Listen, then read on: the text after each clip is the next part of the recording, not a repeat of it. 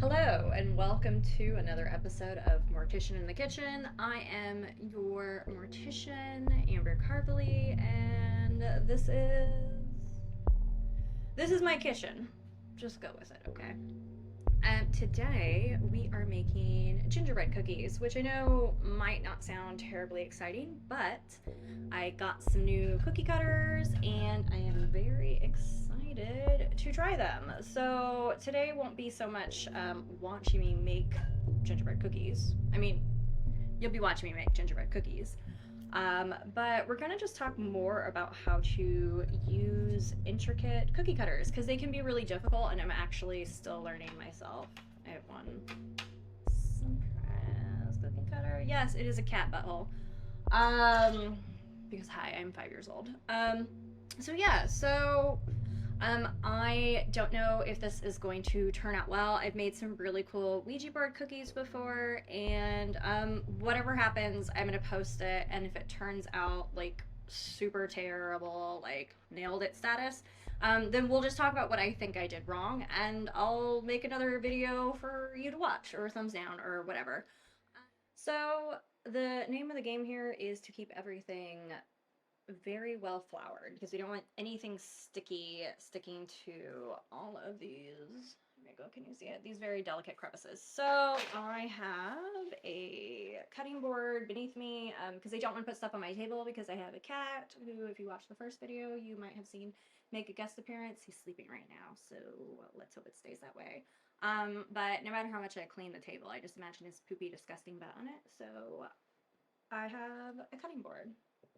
I have floured it. I made this cookie dough about 4 days ago, and I'm being very sincere and honest about that because, like, let's just talk about how, like, sorry, I know I sound like a valley girl, and it's because I am slightly a valley girl. I want so badly to stop, but I just can't. So I made this like 4 days ago.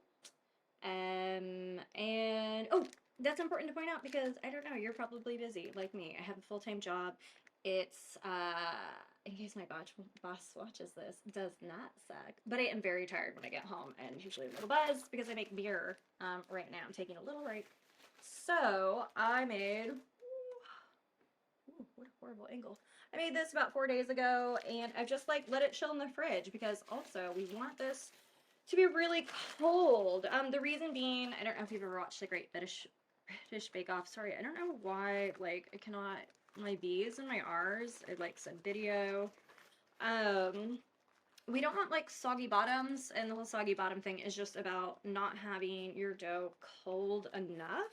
So what happens is that the fat melts really quickly. And you don't want that because if the fat melts too quickly, it just seeps out of your dough and hence the soggy bottom. So as I am talking to you and distracting you, I have just been gently pulling. I used some wax paper. I also hope that wasn't a mistake. I felt really lazy the other night and I just like could not find my parchment paper and just didn't. I was like, you know what? Let's just use this. So what I am doing is I have laid my gingerbread out.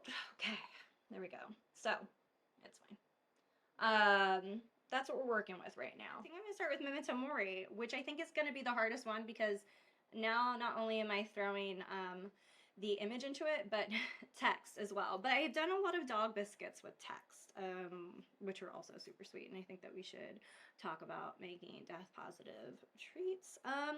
So let's see what happens. I'm reaching into my, by the way, if you want to see my bucket of flour, this, I bought 50, I'm not even kidding. I bought 50 pounds of all-purpose flour, and this is how much I have left. I don't know how much it is. It's not 50 pounds, and I'm going to need more soon. So what I'm doing is, when you see me reach my arm off screen, I'm just reaching into my giant bucket of flour. And so I'm just gonna flour this gingerbread again. Here's the thing. I'm not even worried about eating this cookie dough. I know I said this earlier. But I am just like blasting it with flour. And per the instructions from the creators of these, they also said to dust the cookie cutter with flour. It's kind of falling through. So I don't really know how well that's gonna work out, but I'm putting flour on it. And I learned this from making bread, but I dust my hands a lot. Just keep your hands nice and powdery for stuff like this. I know when you make bread and pasta, it can kind of bite you in the butt, which it has before, and some of you have really nicely pointed that out to me when I was like, I don't know what I did. And someone was like, did you, how much flour were you dusting on stuff? And I was like, oh, a lot. So, okay, let's see what happens.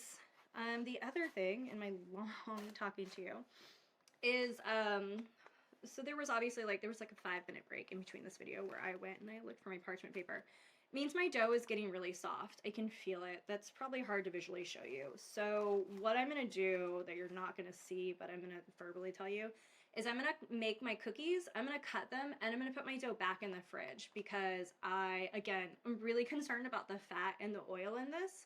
And I just need it as cold as possible. It's really this like buffer time between the oven and that fat, because the fat, the second it like heats up, it's gonna go like, and it's gonna stretch out and it's gonna take all of my dough with it and this. So, okay. Not really sure how hard to press this down, but I gave it a pretty good, okay, I gave it a pretty good, I pressed it all the way. Let's see if this shows up. I don't know if it will. Okay. Okay.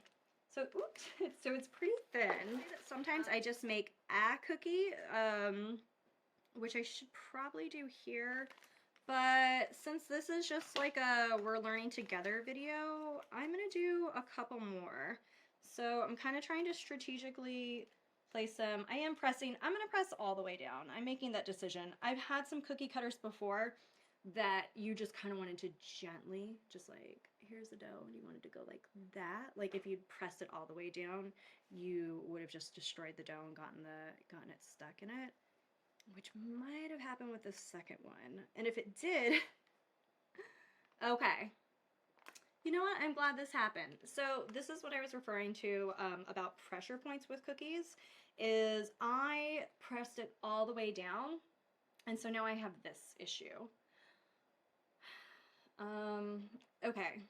I mean, I guess the best thing to do is just to, oh, well, that's lovely. Okay, can I show you that? Ooh. Oh, man, I was hoping it would stay, but okay, let's look at this together. I feel like I'm showing my mom a little bug. Okay, so that's really pretty, but I obviously pressed down too hard. It's not gonna work. Here's a good thing about gingerbread is it's pretty forgiving. So I'm just gonna clean out this cookie mold. Okay. So, see. Oh, you know what I didn't do? So I was talking to you. I didn't flour this one. I do think that I'm gonna put this one little mold though back on there, because like half of it is so pretty. And again, this is just for fun. It's just a learning experiment. This is just you listening to me chit chat for like forever. I don't want to flatter myself and say that I hope I'm like Julia Child, but I hope I'm half as interesting as her. I'm gonna do another Memento Mori. Okay, I'm doing, so I did like a 50% press, I did 100% press, and this one I'm doing like a 75%. Obviously, pressing down on these cookies with your pressure point is a thing that like you and only you know alone. Dear. Okay, so that didn't work. It lifted up a little bit. What I'm doing is, rather than lifting the dough up, by the way, which is the mistake I just made, is you should take the dough from the outside and roll it. So I'm rolling along the side. I'll show you what it looks like. So that. I swear, like, one day I'm gonna get better at these, and I'll have like more cameras, and it'll be like a whole cooking show, and it'll be like camera B, and you'll be able to see it. But right now, it's just me doing this. Thanks so much for humoring me. I really appreciate it. But yeah, so I'm just gently rolling the dough away, gently rolling the dough away. I probably could have done one more cookie, but honestly, like, not to sound like a broken record, but we're sort of seeing what happens. And again, mistakes are okay because mistakes are how you learn. Like, let's just say that you did this and you just accidentally got it all right. Trust me, it would be an accident if you got this right on the first time, unless you've been like baking forever. So here's all my extra dough. Look at that. Just gonna put it in here. It is now gonna have too much flour on it. I am aware of that, and we're gonna discuss how to solve that in another part of this video or in a second video. Whoopsie. So I'm just putting all my remaining dough in here. It's not gonna go to waste, trust me. I love cookies too much, and also I grew up very poor and we don't waste food. So all of that's gonna go in there. I am taking this half cookie. This was the one that I told you I pressed 100% and it broke. Don't have a, which is, you know, things. A, like a flipper. You're screaming at me right now. You're like, Amber, how do you cook? And you don't know what you're saying. And I think it's because COVID broke my brain. Oh my god, what is it? A flipper? A flip thing. A flip. Anyways, you should just know I can't think of the word for a thing that all I want to do is like, it's the thing you use to make pancakes and a scrambler and a... Oh my god. Anyways, I don't have one of those. Spatula! Okay, let's take a quick break while I put these cookies. Here's what I've got, by the way. That one, totally covered in flour. Half covered in flour. I'm gonna blow this one off. Oh gosh. Okay, no, I'm not gonna blow it off, and it looks like I've had a Coke party. I'm gonna leave all of the flour on, and let's just find out together what happens when you have a cookie completely covered in flour, but we're pretty sure the impression's good. A cookie that's 75% covered in flour. Looks pretty good. A cat who might not live to see a third video. And then this one cookie that's honestly gorgeous, but it's broken. Anyways, let's talk about these cookies because, God damn it, cat. I have some interesting feedback, and I also have one cookie that I'll have to, like, do another, like, fun transition or, like, a snap so you can see it. But, okay. So this was the first cookie. Remember, this was the broken cookie that I made. It's really soft still after about 3 hours. But I kind of want to talk about like the color. So this cookie was put into the refrigerator. I let it chill. I actually haven't tasted it yet. So,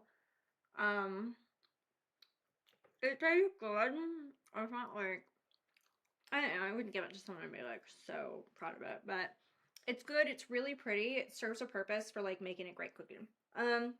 This was like another cookie. So this was my memento mori. I put a bunch of flour on it and I didn't blow it off. Part of that's really hard because like I have a lot of expensive equipment around me. I know I'm in like a fake kitchen right now, but that's all being like made because there's like a really expensive microphone here and like 3 cameras here and some lights and a second monitor and my very expensive Mac that has not been paid for yet. So I don't want to just like blow flour everywhere. But anyways, this is a really, it's not, honestly, the detail's not that great. It's fine. It's whatever, but okay, so let's eat it. It's just okay. Or whatever. This cookie, I've clearly already been eating. Spoiler alert! It was delicious, and I've been drinking tequila for like the last 4 hours. What am I not gonna eat the cookies I've been making? That's insane. Just kidding.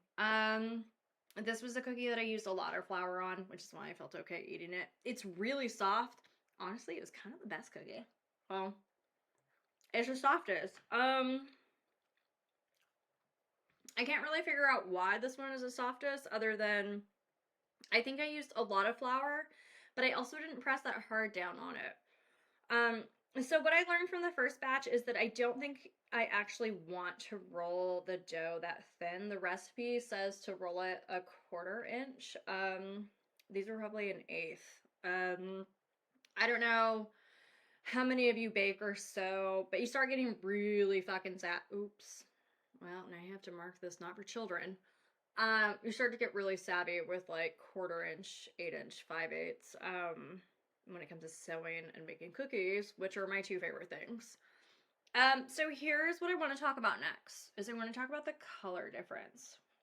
I don't know if you can tell, but this one's quite dark. This is a very light cookie. I'd never noticed this before, but I suspect there are two things at play. So this is my second batch of cookies. There is a lot more flour, which means there's a lot less moisture in it.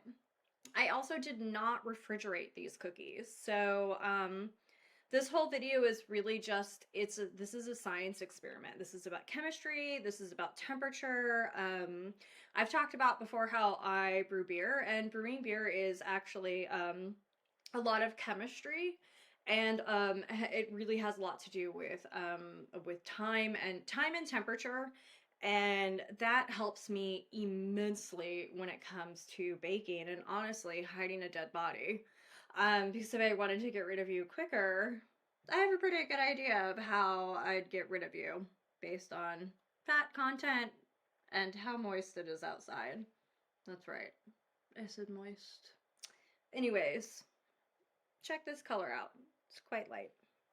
This color, quite dark. Obviously, I started using less flour because I was like, well, it's not really working. Let's try this. Okay. That's a good cookie. That's delicious. This is, okay. I'm sorry. I'm just a child. I'm never gonna grow up. I'm not gonna edit this out either. I'm gonna watch this later in Final Cut Pro. And I'm gonna laugh. I'm gonna laugh like I said wiener in the middle of my video. And it's just to let me know in. Nobody's gonna watch these anyways. This cookie is really good. It's really soft. It's too soft. It's not gonna travel very well. And as you can see, not a lot of definition. What did I do next? Okay. I think that the other thing, so earlier in this video, I talked about why you should refrigerate things. And so I want to show you, okay, this. So this dough was rolled a little bit thicker. This one was thinner. I pressed a lot harder on this and I used more flour. But what I want you to notice is the expansion. Okay? So let's see if in the video. So they're not, the width is not that much different. This is my serious voice, by the way. Okay? Look into the camera. This is my serious voice. So what I want you to see is that this expanded more, and this has to do with temperature. So this expanded more because it was warmer. It was warmer. It allows it to rise. There's baking powder. Here's my last cookie. I did make a little oopsie whoopsie because bake the cookies for 8 minutes. Leave them on the tray for 2. It's very, very important. The cookies are picking up residual heat from the tray. But then you want to cook. You want to put them on this. This helps let them cool, and it helps let them aerate so that the heat, which is releasing moisture, isn't going back up into it. So this is the last cookie that I made, and as I think I said before, I did my Wayne's World transition, and this was my homage to medieval times, and I'm really excited because I think it it looks really pretty. I don't even know that I can eat it on camera because I think it would break my goddamn heart. So there it is. So one of my favorite colors, don't look at my nails, they're disgusting. My hands are in chemicals. In medieval times, gingerbread, the reason that I picked this for my second video, and the reason I really want to talk about this, is from an anthropological standpoint. Gingerbread cookies were, there's first of all a wonderful PBS special on it that just like kind of blew my mind and sort of validated all my thoughts about it. But gingerbread was something really special. We used to make these cookies and we'd give them to people that we loved. And my guess is that gingerbread was probably the first time we really started to see cookies take a literal shape. So a form where we could give someone a cookie that quite literally represented a feeling or a person. And so what we would see is that when people would come to visit, we would make they would make a like wooden imprint. So like, I mean, honestly, this is a really great woodcut, and they would use this to. And so honestly, what I'm trying to do is I'm kind of trying to recreate like old school woodworking vibes with. I assume this was used in a 3D printer. And then they would put gold on them. They would gild them. They would make these like beautiful like gilded cookies, and it would be like kings and queens and guests would come over, and they would make these amazing gingerbread cookies for them. If you want, so like I said, there's an amazing. I'm all about credit where credit is due. Like I don't know this stuff because I know this stuff. I know this stuff because I read other people that do things. So PBS has an amazing story piece on gingerbread, and Eaton Magazine has another really phenomenal piece on gingerbread that really like reinvigorated my like desire to do this. I just love it. I love it so much. I love that it was a token of love. The cookie cutters that I use are definitely impressions of like what I assume are like 16th century headstones in like Boston and the East Coast. This does not exist on the West Coast. I've seen these though in like cemeteries in Boston. And I'll see you next week when I don't know what I'm doing next week. So let's find out week 3 what I am making. I have some ideas of things that I would like to make, and I would like to make more cake, but I don't know, like put something in the comments. Like it just doesn't matter. Like I'll just make whatever you want. I don't care. I don't even think this is real. I'm pretty sure we all live in a simulation, and I'm not sure if you're real or I'm not real, but you know. Anyways, that's it. I'm done. I'm out. Peace out. Leave. I'm gonna do my wave. I'm gonna back out of the picture because one of us, look, you hang up, I hang up. You hang up, I hang up. I'm gonna hang up, okay? Bye.